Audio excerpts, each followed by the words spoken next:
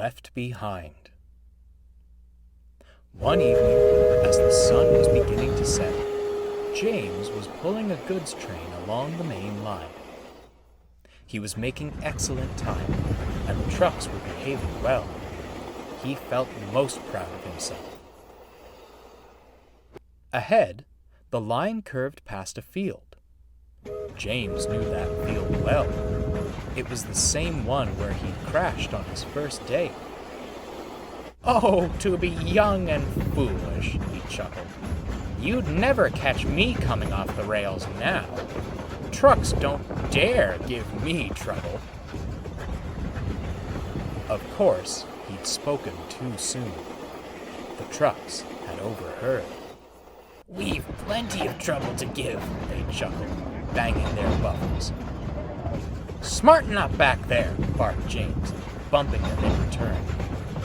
That did the trick. An old coupling broke. The last 3 trucks and the brake van came loose. James felt a jolt, but assumed it was another bump from the trucks and carried on.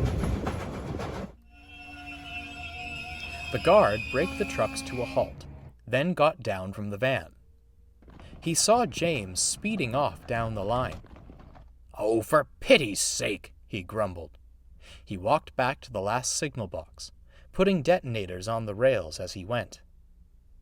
The trucks, meanwhile, were delighted. "That'll teach him not to push us around," giggled one.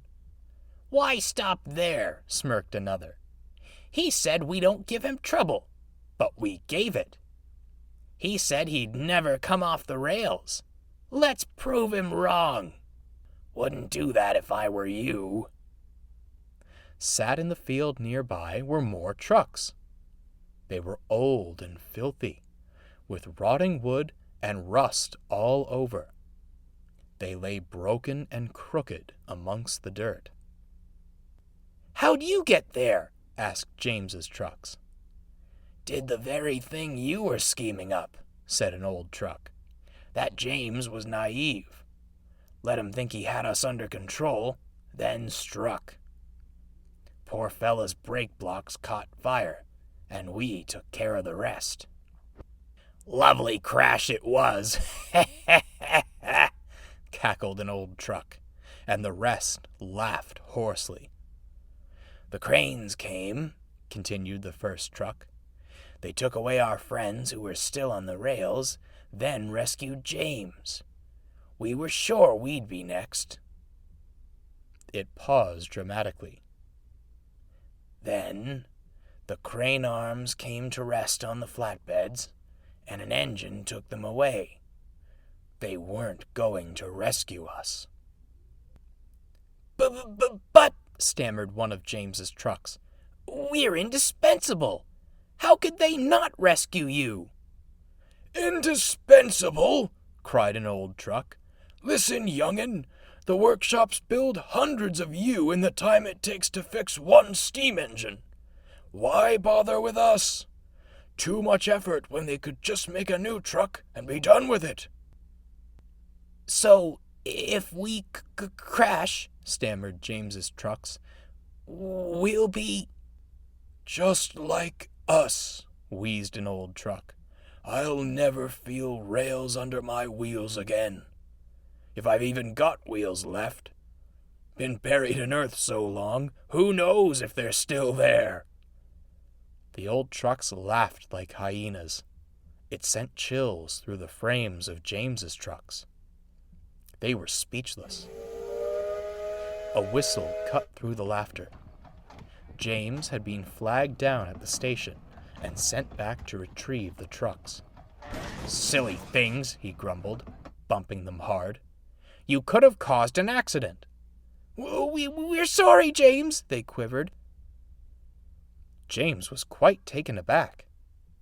The guard fastened the coupling, and he puffed off without another word.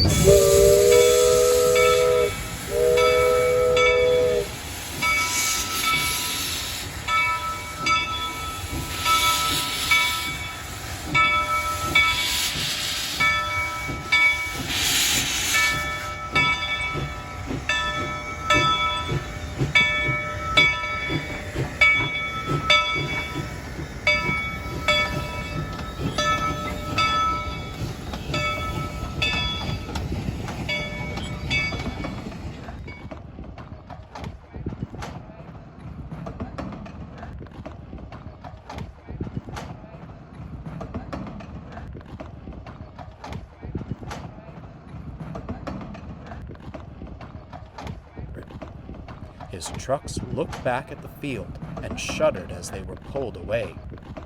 The old trucks fell silent, watching the train disappear on the horizon. They hoped the young ones heeded their words and wouldn't make the same mistake they had. Just then, a crow landed atop one of them. "Heh," the truck chuckled wistfully. "No good as a truck, and no good as a scarecrow either."